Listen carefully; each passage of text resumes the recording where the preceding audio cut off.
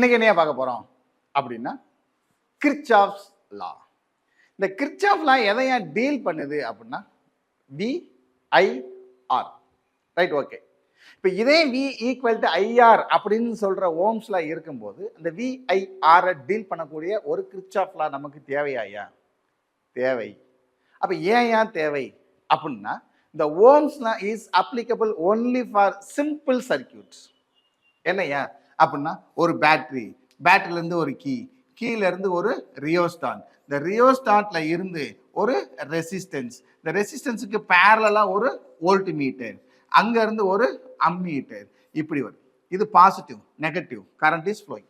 So இது மாதிரி simple சர்க்யூட்டா இருந்தா Ohm's law applicable, right? Okay.